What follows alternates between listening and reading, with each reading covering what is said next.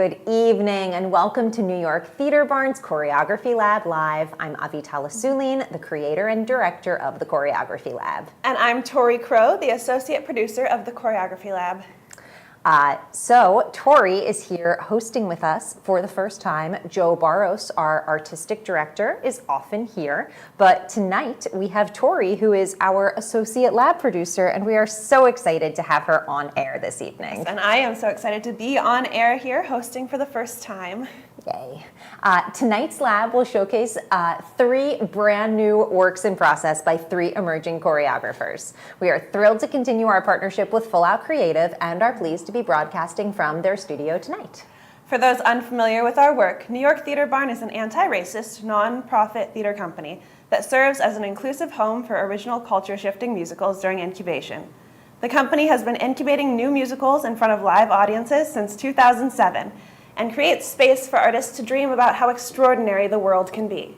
Tonight, we are bringing you the last choreography lab of our 9th season of labs. I can hardly believe that. This evening's lab is an open lab, which means that 3 choreographers will each present a narrative dance piece of their own devising instead of a choreographed number from a pre-existing musical.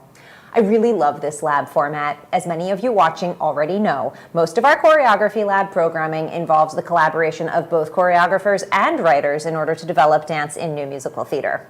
However, in our open lab, choreographers have the opportunity to create something new entirely from scratch. We've always loved this lab because it fosters agency in a theatrical choreographer.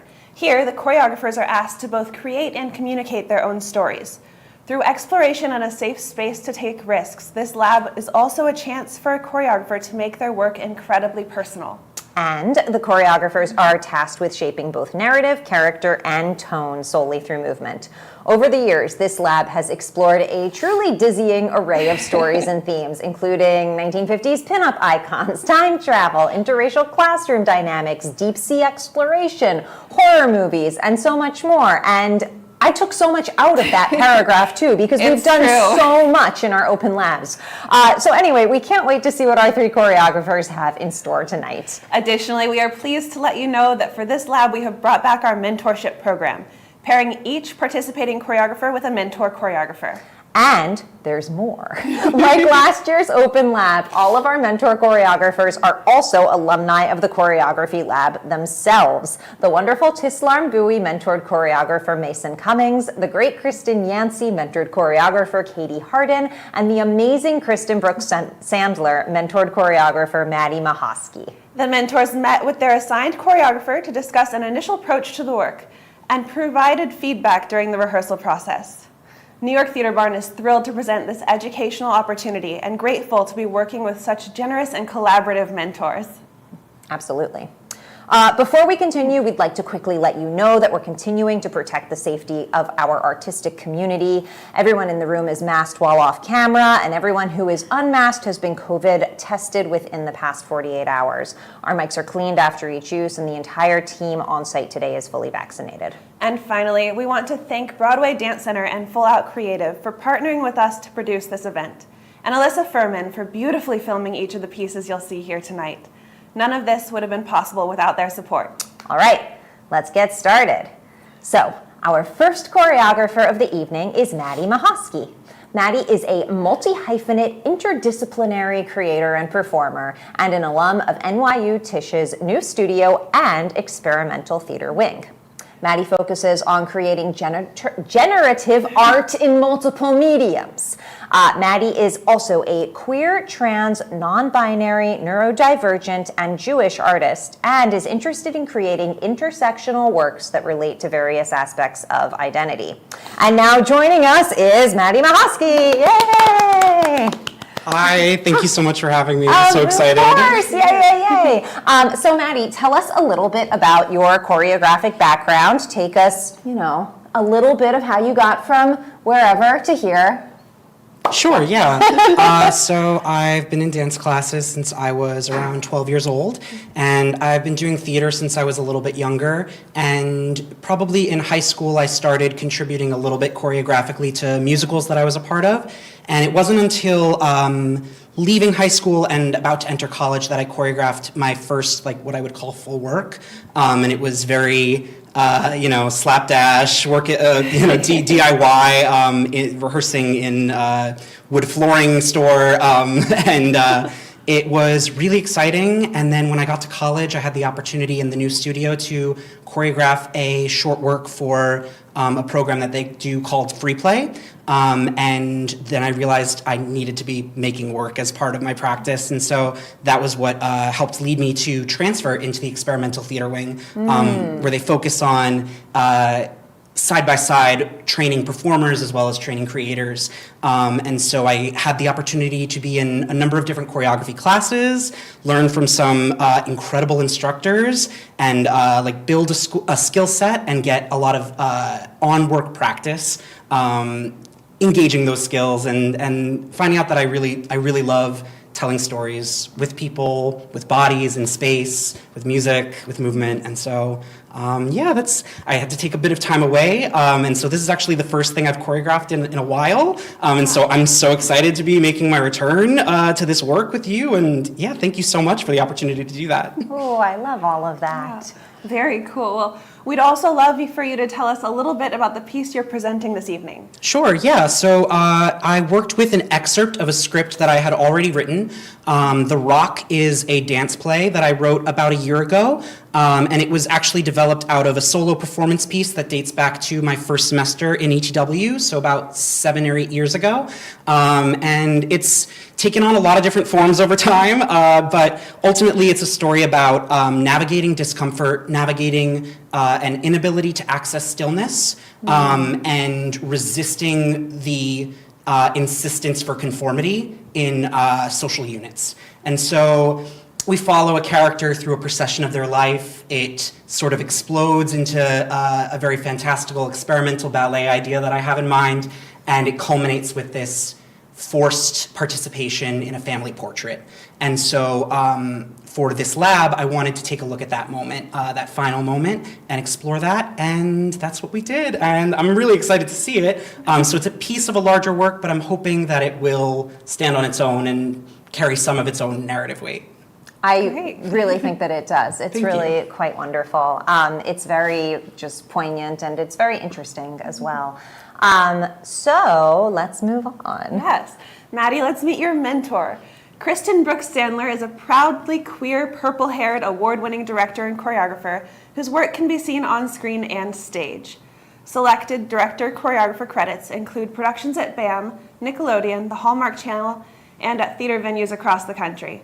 Her dance company, Thistle Dance, blooms at the intersection of theater and concert dance and uses movement as the primary language to conjure grace from the grotesque. Maddie, what has it been like to have the opportunity to work with Kristen on this process? It's been incredible. We connected immediately. I felt like our match was fated. You did an amazing job pairing us. Not only was she so helpful and generous with her time, but also I have gained a lot of confidence in myself through this process, and a lot of that has to do with the conversations that I had with Kristen. She really encouraged me to take a look at the facts of what I've done and to be proud of them, and to know that the work that I produced is meaningful to me and meaningful to other people, and that that's worthwhile and that I should celebrate that. And I'm somebody who's really easy to be down on myself, so I appreciated that reminder and definitely needed it. Wow, I love that so much, looking at the facts of what I've done and just actually recognizing them. I mean, I think, I'm just going off script a little bit because I'm so inspired by what you just said there. I think that it is really easy artistically, like, to get wrapped up in, oh my gosh, I applied for this fellowship, or I tried to get this job, or this thing where, 200 choreographers applied, or whatever. But it's true, we do need to sort of sometimes step back and say, these are the facts of what I have done. This is the scope of my work. I'm proud of what I have to say as an artist, and I need to sort of stand in that space, regardless of whatever the external world is doing or making us feel. We have to sort of have that intrinsic moment where we're okay, my work is great, and I need to own that. Okay, yeah. I'm done off-roading. Definitely a little bit of self-recognition in your work and appreciation for what you do is very poignant. Before we show you Maddie's choreography, we have another video clip for you. Kristen Sandler wasn't able to be here this evening, but she did want to speak a bit about working with Maddie. Let's hear from Kristen Brooks Sandler. Hi, my name is Kristen Brooks Sandler, and I mentored Maddie in this choreography lab. We had a really great time working together. Maddie and I are very well suited for one another. We're both very storytelling driven, and we're both very detail oriented.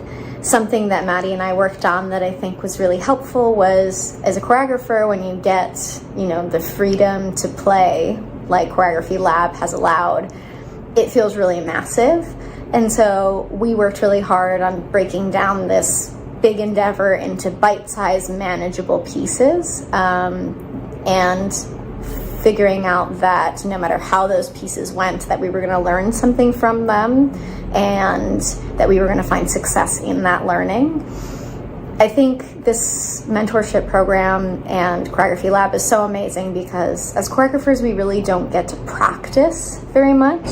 Writers get to write at a coffee shop and throw it away without spending a bunch of money, but us, we really have to output a lot of resources in order to play like this. And so the support as well as the mentorship to kind of help with those young choreographer hurdles, with those emerging questions, is a really wonderful program, and we had a great time. So I hope you enjoy Maddie's piece. Oh, that was lovely. Kristen is so eloquent, and she is a truly gifted artistic leader. She is off directing and choreographing a production of Holiday Inn, so I'm hoping she's shaking the blues away as we speak. So I think it's time for us to finally see one of our first pieces of choreography. This is Maddie's project, an excerpt from The Rock. The project features performances by Kira Shabab, Lorena Race, Juliana Conte, Lily Menendez, Kaja Thomas, and Kaylee DaCosta.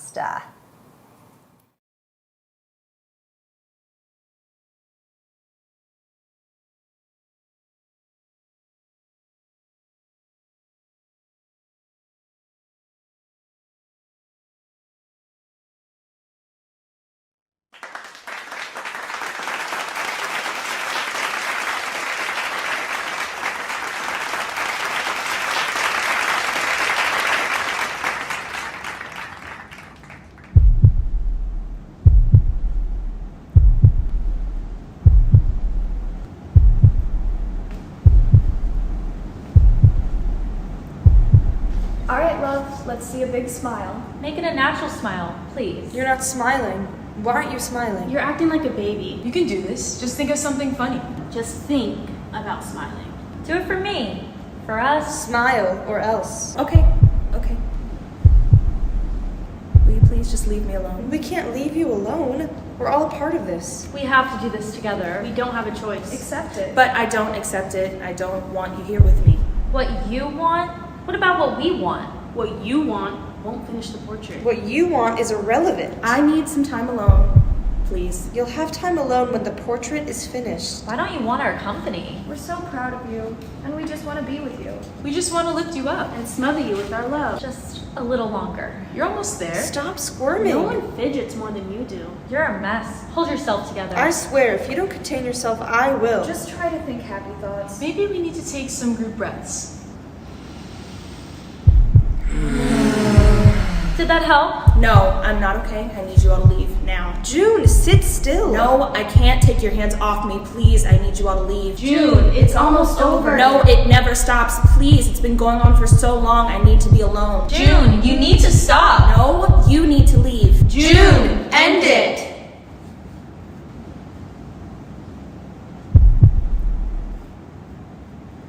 All right, it's done. Why must everything be a battle? Another disaster. I know you did your best. I really am proud of you.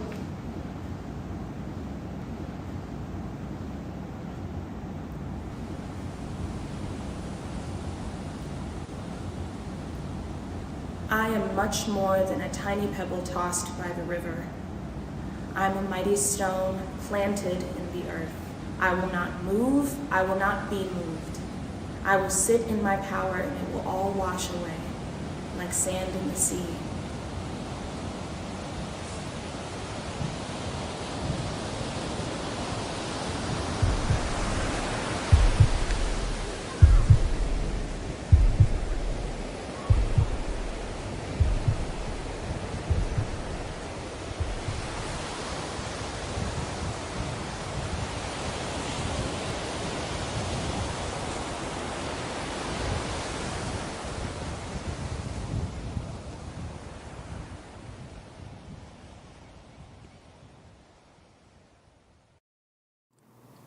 Maddie, that was wonderful. I really loved the use of the voices of the dancers and how personal that made the work really feel. Yeah, of course. So just a few questions for you. So in the piece, there are quite a few moments of grabbing and touching and tickling. And to me, all of those kinds of like interpersonal actions do a great job of evoking the discomfort I think we all feel when our boundaries are violated. How did you think about the progression or the build of those moments choreographically, just in terms of like how different, I don't know, interferences into the personal space like leveled? Yeah, definitely. It was definitely something we focused on, and definitely something that needed a lot of attention in the process. I knew from the beginning that June was going to have hands on them, and so it was something I asked my dancers immediately was, who's comfortable with having hands on them for the majority of the piece? And pretty much everyone was, but I always like to make sure and check. And then we did a lot of like focused work, talking with the dancers of what feels safe, what feels okay, who needs to guide this moment, who needs to be in control. Choreographically, I knew that it had to be this thing of this constant invasion, this constant interference, this constant infringing. And so I wanted to find little ways to do that, and then also big, huge ways. And so I wanted some small, like, when someone tells you to lift your chin, when someone pinches your cheek, when someone brushes the hair behind your ear and you just want their hand off of you. But then also there's like that childish thing of your siblings tickling you and it turns into like anger. You're laughing, but you're, oh my God, get off of me, please. And so I knew that feeling, that discomfort had to be a part of it, and physical touch was definitely a very active way for us to bring it in. Yes. Yeah, cool. So just another thing, kind of in the same vein, I really loved how breath played a part in the final moments of the piece. Can you talk a little bit about just that use of breath in the final beat and what it kind of meant to you? Yeah, totally. Breath is super important, especially as dancers. I mean, we all know nothing we do happens without breath. True. I find, especially when you choreograph breath, it like imbues it immediately with life and with energy. And so when you tell a dancer, this is an inhale or this is an exhale, it gives them something immediately to work with and something for the audience immediately to catch on to and maybe even mirror, especially at the end. So we have this moment, everyone's transformed into these rocks, these balls on the floor, and I wanted to tap into humanity and energy and feeling, and that even when we're in that space of we've contorted ourselves and pushed ourselves and minimized ourselves into this small container, we're still breathing, we're still alive, there's still a pulse in us, and you know, rocks are like that too. I mean, people might not immediately think of it like that, but there's potential energy stored in rocks. So even though they're not necessarily breathing,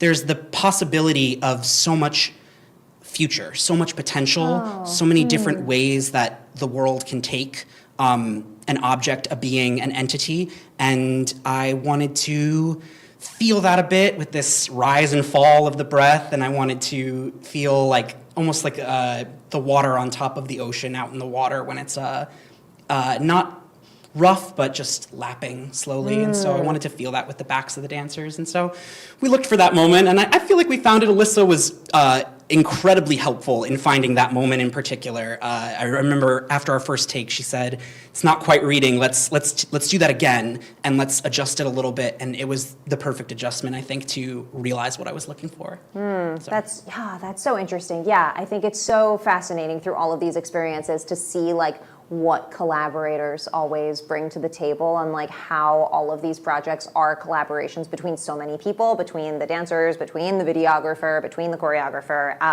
So thank you, Maddie, for your spectacular Thank you work.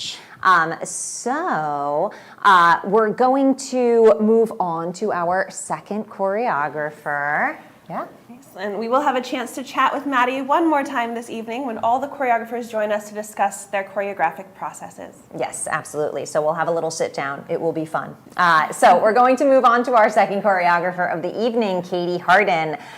Born and raised in Oklahoma City, Katie has a passion for movement, storytelling, and leading a room.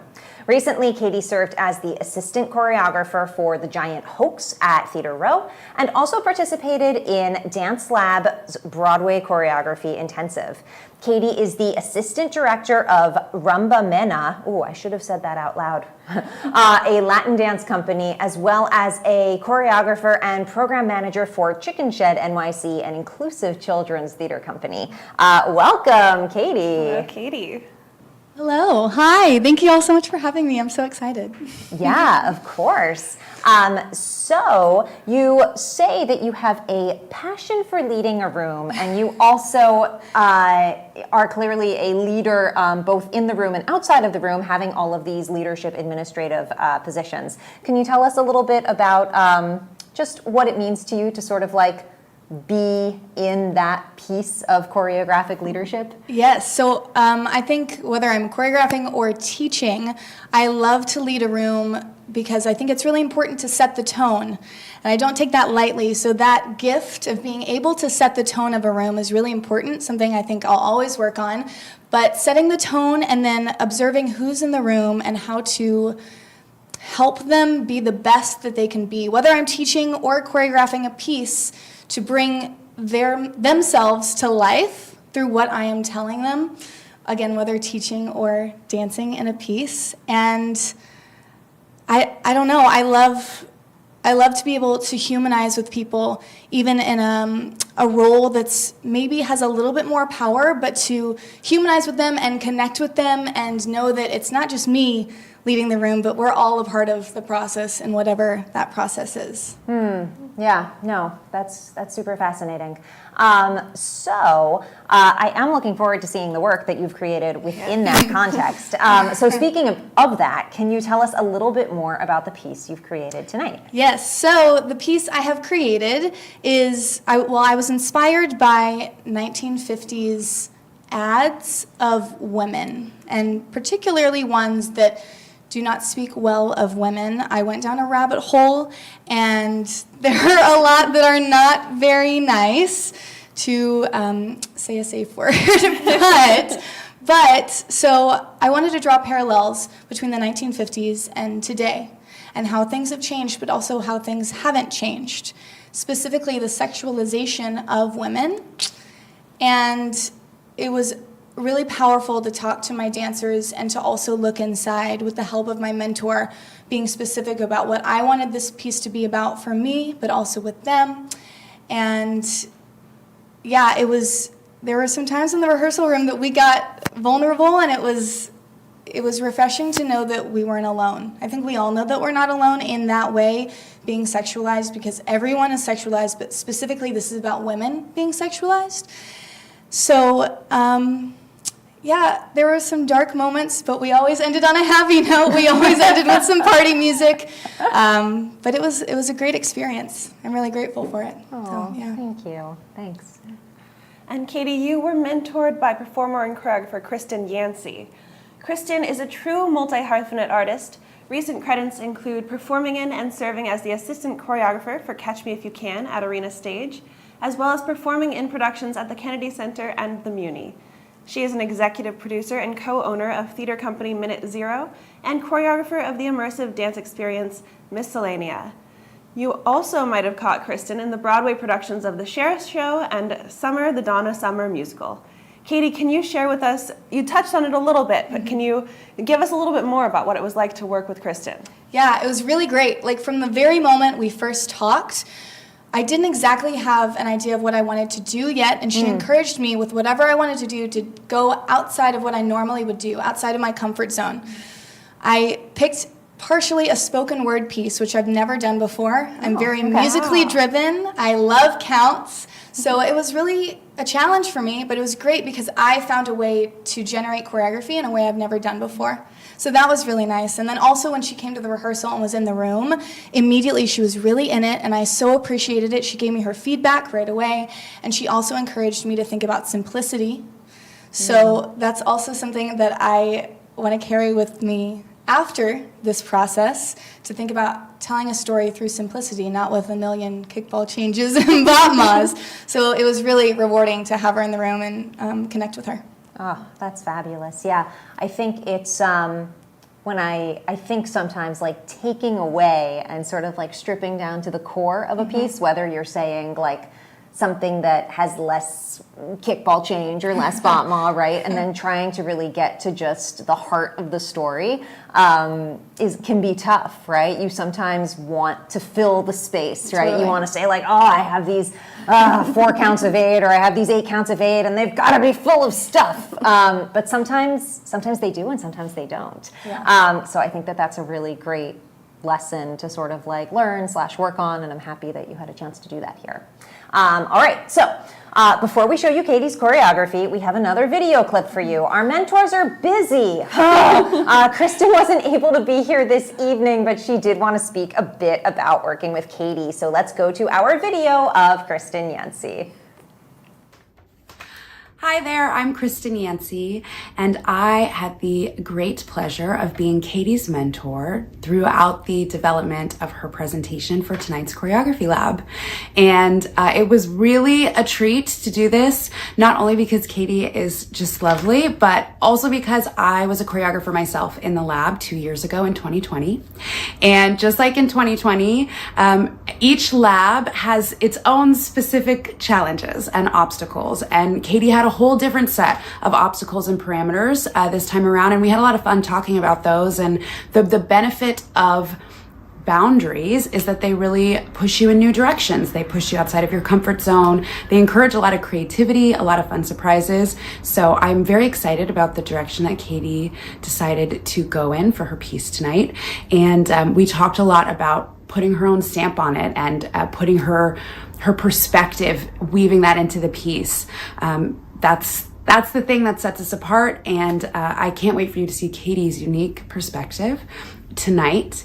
And the last big thing that we really talked about is the fact that it is a choreography lab, and we set some appropriate stakes for the lab tonight. Of course, an end result that you want to be proud of is important, but it's a lab, it's a place to play, it's a place to experiment. And so we talked a lot about taking some of the pressure off in the interest of doing something new and trying something different.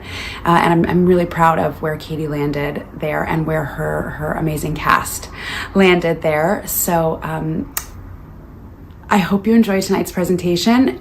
What a gift to be a mentor. I think mentorship is so important, and this industry goes round because of community. So building community is such an important piece of what New York Theater Barn is doing in the lab.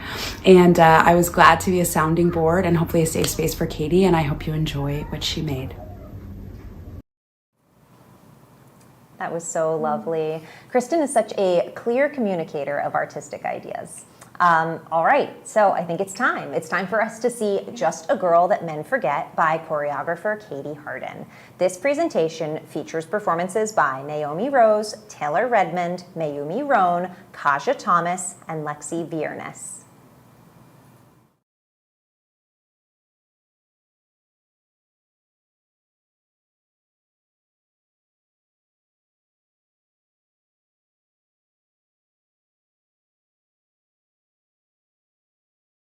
I am not arguing about women's rights.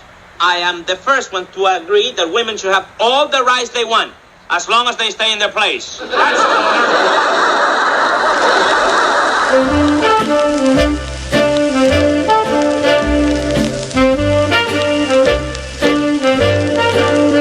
You're the kind of a girl that men forget. Just a toy to enjoy for a while. You don't seem to be exactly the type to make this guy behave like a human being. When men settle down, they always What's wrong with her? She's a woman, isn't she? You don't seem to be exactly the type to make this guy behave like a human being. When your wife has to drive alone. As I tried on dress after dress, today, one tight corset after another, one heel after another, a diamond, a feather, thousands of beaded fabrics, and the most beautiful silks in the world. To be honest, I felt sick to my stomach. And I asked myself, what does it really mean to be a woman in Hollywood? We are not just objects to entertain the world. We are not simply images to bring smiles to people's faces. We women in Hollywood, we are voices. We have deep thoughts and ideas and beliefs and values about the world, and we have the power to speak and be heard and fight back when we are silenced. So, after trying on 10 or so dresses, with a sad feeling in my heart that all that would matter was what I wore to this red carpet,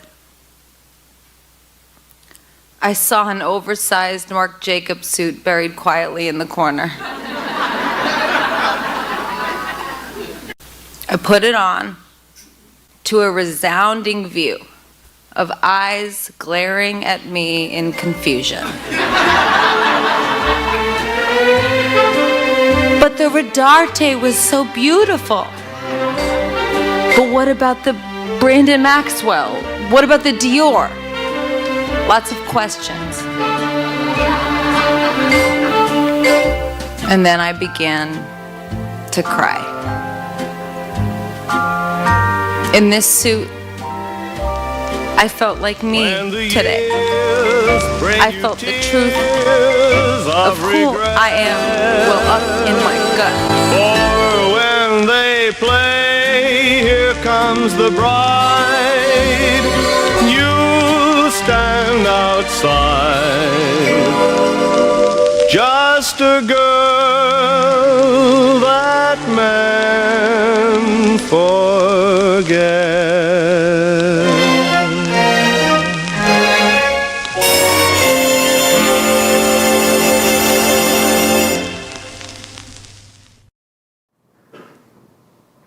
Oh, Katie, that was so incredible. I loved the way you used all of the costume elements and the way the tape appeared and then reappeared throughout the piece. So a few questions. Your piece obviously touches on issues of dance and gender, feminine expression, and like you said, you were really inspired by those vintage ads. But I guess I just kind of want to ask you, why do you feel that dance is an important medium through which to express these kinds of issues? So specifically, because it's about the sexualization of women, immediately we're connected to our bodies, whether that is verbal comments or actions or videos and pictures. I think everyone in the room when we started had a way to connect to this piece, to their body. So speaking from the I, personally, my body holds a lot of emotion, and when traumatic things happen, my body immediately reacts. I get sick, I shake. So I feel like as dancers, we hold a lot in our bodies, so it was almost an easier and more authentic way to connect to this by using dance, because it is truly about our body and how we feel about how those things affect our body. Yeah. That's terrific. That's terrific. So sort of on a more technical note, was there anything specific you chose to approach differently as a result of your discussions with Kristen? I think that almost the last minute being so simple. Okay. That scared me. It did scare me, but I was thinking about keeping the energy up and things like that as we do think about choreographers within the piece, and she encouraged me just to keep it simple. And so I did have a plan for the end, and it did change a little bit, but I think for the better, especially after watching it. So as we talked about earlier, keeping it simple can maybe keep it stronger. So again, I'm really grateful for that. So yeah. That's great. That's great. Well, Katie, I look forward to chatting with you in our little roundtable discussion. And so we will chat with you again after. Amazing. But thank you so much. We'll see you in Thank a you. second. Yeah, of course. Yes, thank you, Katie. That was a wonderful piece. We will see you in our roundtable. Amazing. So we are now going to move on to the third and final choreographer of the night, Mason Cummings. Mason Cummings is a bi-coastal interdisciplinary choreographer, dancer, and writer. He has studied at the Center of Creative Arts, the Ailey School, Professional Performing Arts High School, and NYU's Tisch School of the Arts. Mason has presented work across various theaters, including Stomping Ground LA, Hollywood Majestic Theater, and NYU's Jack Crystal Theater. Mason also is a recent participant in the Dance Lab New York's Broadway Choreographic Intensive. Somehow we wound up with 2 alums of that program. All right, so let's take it away. Welcome, Mason. Woohoo! Hi. Hello. Hey, Mason. Thank you for being here. So in your bio, you describe yourself as an interdisciplinary choreographer, dancer, and writer. Can you tell us a little bit more about that? Yes, so I pride myself in being a multifaceted person, and I feel like dance can't hold all that. So I do that with writing. I do that with just like the talkbacks I have after like choreographing something, just different things. So I have always tried to expand dance and expand how I can convey different messages and different ideas that I have in my head through different mediums. So yeah. Oh, I love all of that. Yeah, I think like as we're all evolving in the arts, like finding places where intersectionality, right, can kind of just like be, right, and being like, oh, I'm a dancer, but like I'm a dancer who also brings this to the table, and I'm a dancer who brings like my life experiences in another country to the table, or like all of these things, like they are important and they make our work like more valid and more authentic. So anyway, can you give us a little bit more information about the piece of choreography we're going to see tonight? Yes, so I was a bit inspired about New York City's fall, so I wanted to do something to celebrate it. I really feel that people love summer, but then they hate fall because winter's coming. And so I wanted to do something because I love fall.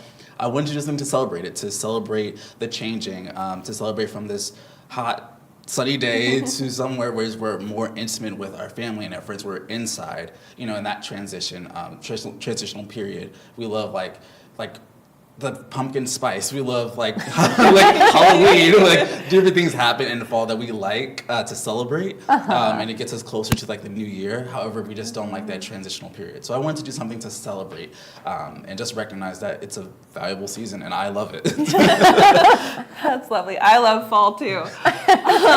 Mason, you were mentored by performer and choreographer Tislarm Bouie on this piece. Tislarm's work has been featured in Dance Magazine, Young Choreographers Festival, Brooklyn Dance Festival, and Making Moves Dance Festival. He's also been a residency artist for Ars Nova, CUNY Dance Initiative, and New York Theater Barnes Choreography Lab.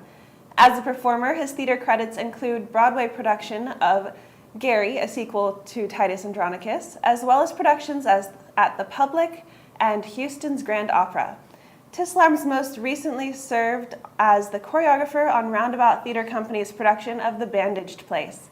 Mason, what did you find most encouraging about working with Tislarm? Just his journey. We came from the same high school, so that was a really good connecting. Thanks, Avi. I did not know that. I thought, like, Tislarm found that out, and Tislarm was like, "Yo, we went to the same high school," and I was like, "Okay, that was clearly meant to be." No, yeah, it was amazing, and just like him being like bi-coastal and like with his production company and doing things in film, he's really taught me a lot of just like managing and like your time and managing, you know, the choreographic process, and then going to different meetings of like. Even the Bandaged Place, which I saw on Friday, was amazing, and just seeing like the bits of choreography was like something I'd never imagined like thinking of doing or seeing. So just having him as a mentor opened up a lot of like perspective for me to like, okay, I can also go into this, I also can do this, and you know, just continually do different things. Cool. Yeah. That's really great. So we've had videos for our last 2 people, but not now. Here's where things get exciting. Here to tell us a little bit more about this particular mentorship process is choreographer Tislarm Bouie. Yay! Come on in. I'll step out a little. All right. So Tislarm, just tell us a little bit about this mentorship process and how you feel the process went for you. Oh, it was great. Like you said, we had an immediate connection because I was like, oh, you went to PPAS. And for me, I love giving back. So that's very important. And just like taking my creative process and then be able to like give it to someone else and see how they can like grow if they want to pick and choose whatever I give them. So it's been great, and I just love kind of helping people and feeding ideas. So this was like a great opportunity. I was like, yes, I would love to mentor someone. and I feel like it's the beginning of a journey, you know? This is just the beginning of our friendship and of our mentorship, and it's going to keep going. Oh, So. I love that. Yeah, I think it's wonderful when mentorships like continue past and they have the opportunity to like go and develop and, you know, be something. So just hearing that from you is like so lovely and fun. Great. So I think we're about ready to see Mason's piece. Yeah, let me see. So I'm not sure, maybe. Here, let's continue on with our broadcast. All right, so I think we are about ready to continue on. So let's get Mason's piece out here for us. We will go into Mason's piece and then we will introduce the dancers afterwards. Thank you so much.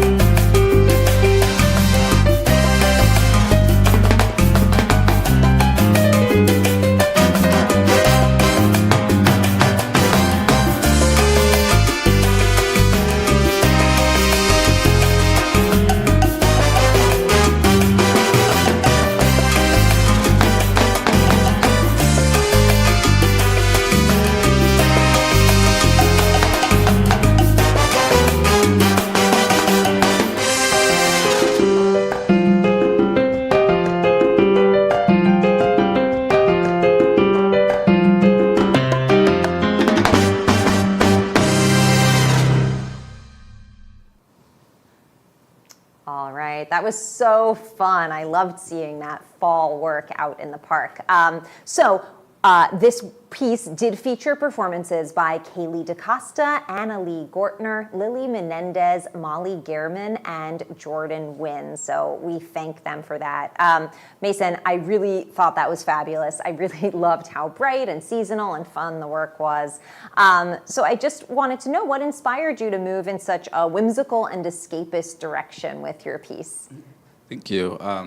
What made me to move in that way is just because I've done so much like dark, sad in the past, and so I was just, again, excited by New York and the changing of weather, and it was just the natural impulse to do is move something in a way that's like explosive, that's musical, that's fun, that's lively. So that's kind of where the impulse came from. Yeah, I love that. I think what's always so fascinating is I encourage, and I hope that like everyone kind of encourages this use of this lab as a way to kind of like step outside of people's comfort zones. So it is interesting for you to say like, oh my gosh, I've made so many heavy pieces, like let me make something else. So that makes a lot of sense to me.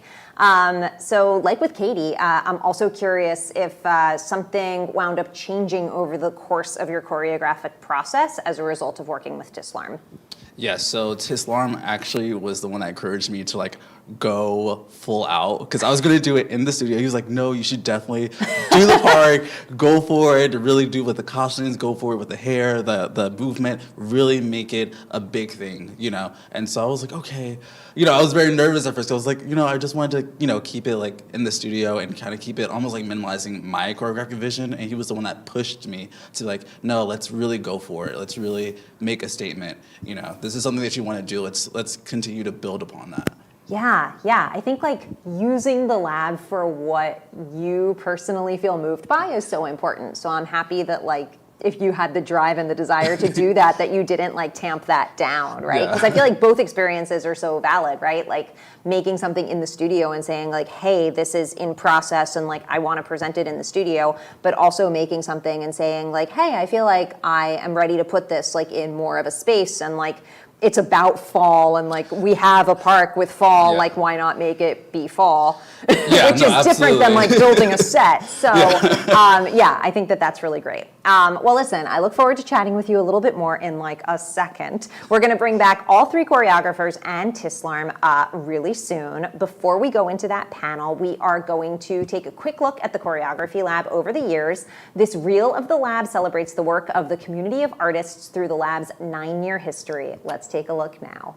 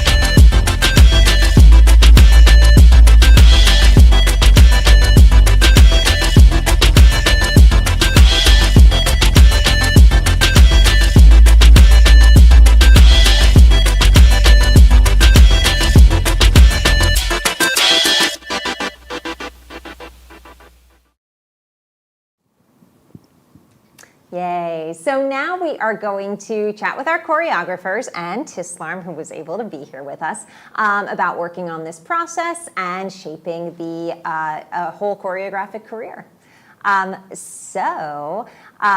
We are going to go to our first question. So choreographers, I guess I just want to know, did you feel like you were able to dig deeper into both narrative and character development because you were telling stories of your own choosing? I'll take it. Great. I'll go first. I think so, but I think it was definitely more vulnerable than I have felt, specifically because my piece was there were characters, but they were definitely really humanized with how we felt as human beings. So I had to go a little bit more vulnerable with it, which was harder, but a great experience. So I think yes. I think yes and no. I say yes because I think, like Katie was saying, it was a more vulnerable thing to like lay out a story. But I think for me, I think I got caught up in the movement too much. And I think that kind of deterred away from like, okay, the messaging, okay, like giving people characters, or like even like the theme of like really pushing it. So I think it was more of a me thing of just how I am, of just like, all right, the movement. I'm like, okay, wait, these people have like intentions. They have, something to build upon. So I was grateful I was able to stop myself, and, given our time, I was grateful I was able to do that, so yeah.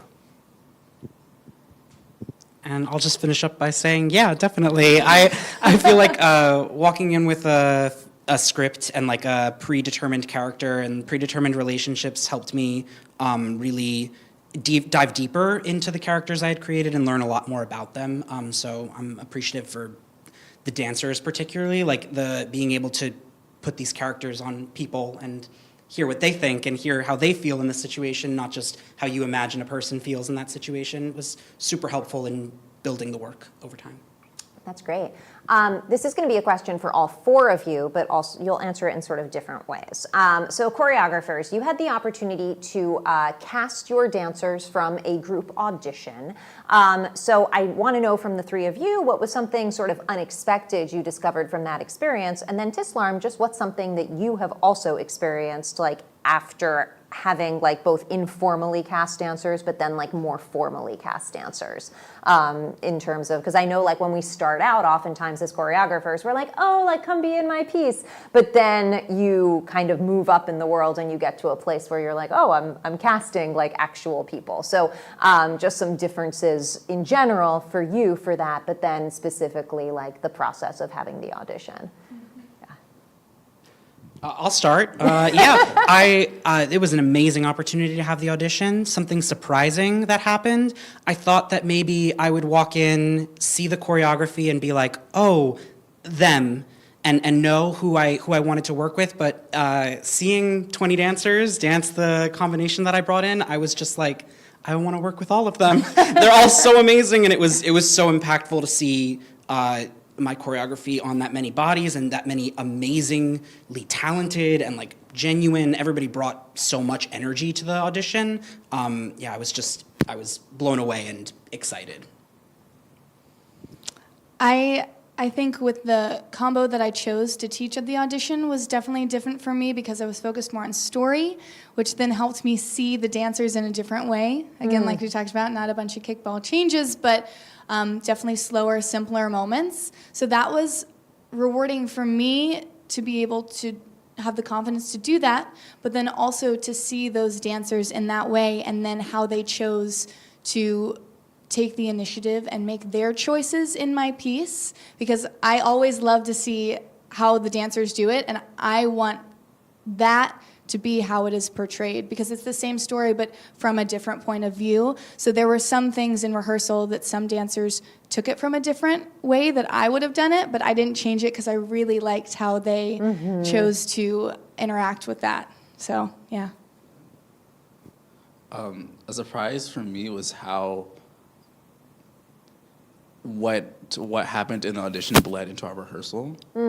And so I didn't think, because for some reason, I guess as a dancer, you're like, all right, I auditioned, all right, I got it, all right, let's start a new process. But for this, it was like, okay, like, I remember like them taking out their hair, like I was requesting the dancers to take out their hair, and like even like playing the music I did to audition, and that same energy started when we, started rehearsals, and I was just like, oh wow, I didn't know I was setting the mood for my rehearsal process before I even got into the rehearsal studio.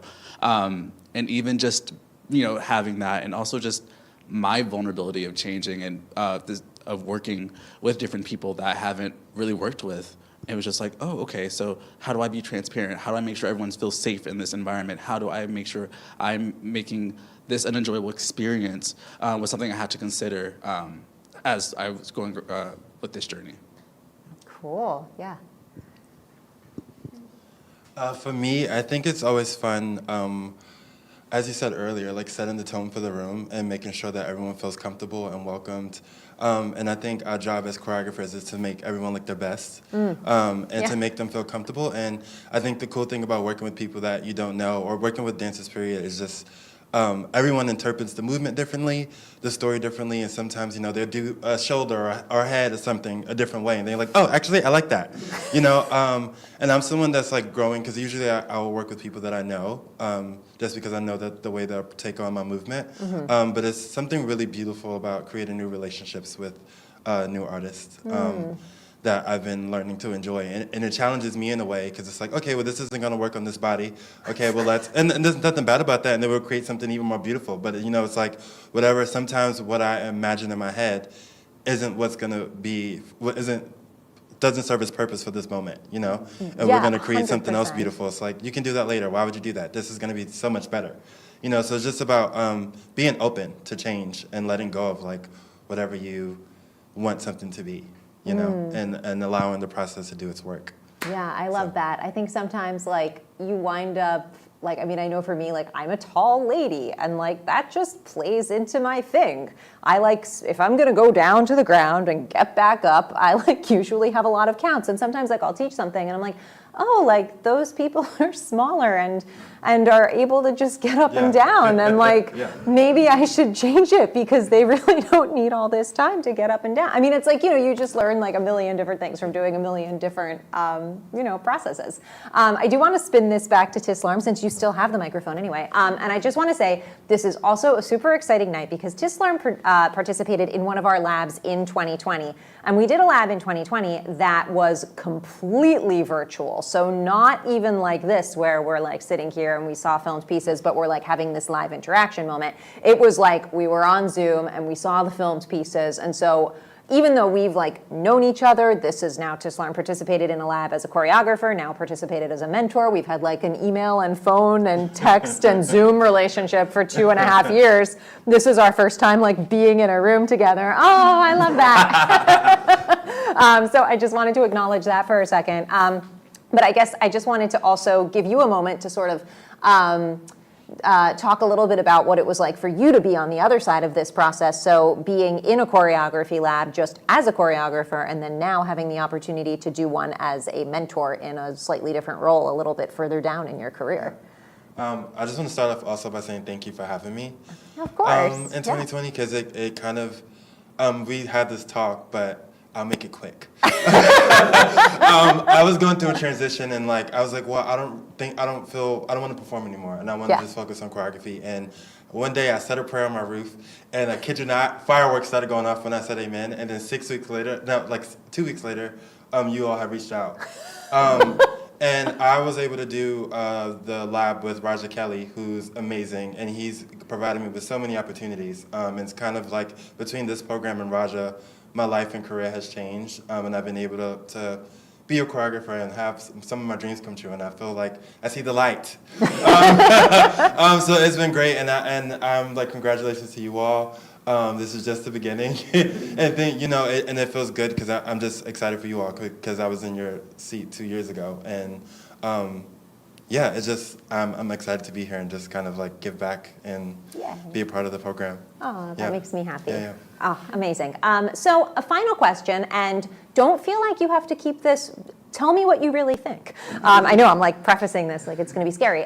So we did so many different iterations of Choreography Lab over the pandemic. We had programming that was really sort of specific until 2020, where we like went into a studio and our lab pieces were live studio showings. And then in the pandemic, we pivoted again. We did hybrid in studio. We did hybrid where we filmed. We did hybrid where we like were all on Zoom. We did all of these different iterations of work. And then in 2022, we had the opportunity to return to being in studio. And we produced several wonderful labs this year that were all live, that still had this amazing broadcast component where we got the labs streaming for people around the country, but we produced the labs in big dance studios as we did prior to the pandemic, and we had a live audience and we had live dancers performing. We did that with our pieces that involved choreographers who were working on actual book musicals, right, with writers and with composers.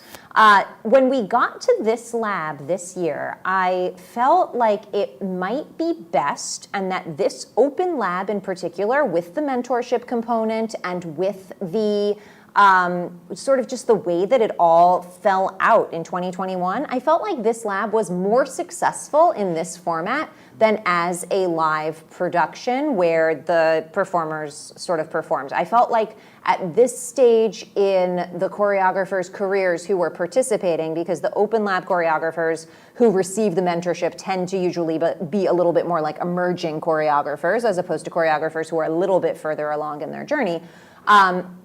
I felt like getting the choreographers pieces where they had multiple abilities to do takes and to have that kind of space where they were gonna maybe not just film it and see it as a live work, but maybe get to have a couple shots was more beneficial. But I don't know. I don't know if that's truly how you all feel. So my final question is, how do you feel about that? And would you have felt like having this like in a live space with your dancers performing tonight, would that have been, a different thing for you, or You're like, I don't know. Yes and no. I feel like working with film is something I need to work on. So it was very great in that, like in that regard of just like, okay, like playing with the camera of like, oh, how do I format the dancers in a way that they're able to be seen on film, and working with like foreground and background and all that. So it definitely helped me with that. But I mean, I'm a sucker for a live performance, so just in general. So if there was a way to have them do it in person, like that would be great. But I'm not.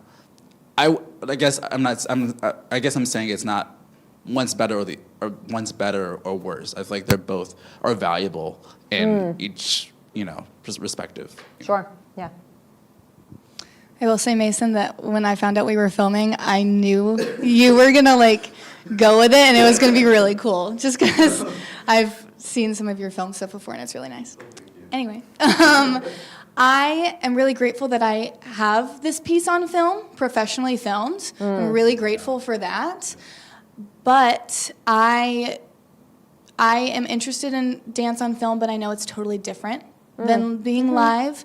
So I choreographed it for a live piece, just because that's what I personally want to work on. And when Alyssa asked me the angles that I wanted, I was like, I honestly don't know. Like, I'm not sure. So I think I might have preferred a live performance more, also to feel the energy and the reaction in the room to the audience, because that is totally different than someone who knows it. You know what I mean? Or Kristen, who came in to see the rehearsal.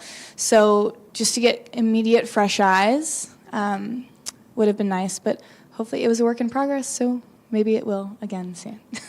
Yeah, true.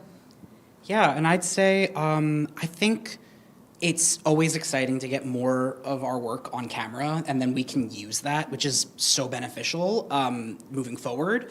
I will say, it was a challenge for me to take the focus off of product and to really focus on process, because once I knew we were filming, I maybe took like an in-between approach to the approaches you both described, where I was like, I know that this is for live eventually, I'm going to think about the camera, I'm going to keep in mind that there is a camera, I'm going to try my best not to aim for a finished project, like a finished product at the end, because I was trying to take in your suggestion and also Kristen's suggestion that we take this opportunity to educate ourselves, to grow, to push ourselves, to spread our limits. And so I was trying really hard to not be planning every moment towards the film, towards thinking of the film as like, this is the finished thing, this is the thing that I have to make as good as I can, and tried to engage with the process. I think maybe if there had been a live performance rather than a film, I maybe would have felt differently going in,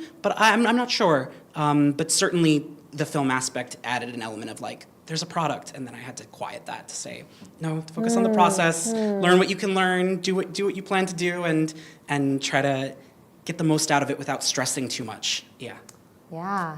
Yeah, I think like the takeaway from hearing all three of you talk about that to me is just recognizing that like, even though in my mind this feels like a singular opportunity, like really and truly you each had like 3 distinct goals coming into this, and like each individual artist's goal plays such a part in kind of like what the process is, even if I'm inviting 3 artists who are like, you know, doing the same thing, right? Because obviously all of your pieces were vastly different, but seeing that like you're 3 different artists who have like 3 sort of like different goals in the work, and kind of like making sure that the parameters of the program are like best serving you, even if they are shaped out via live or via filmed. So you gave me some interesting food for thought, so thanks. I love it when the conversations are like that.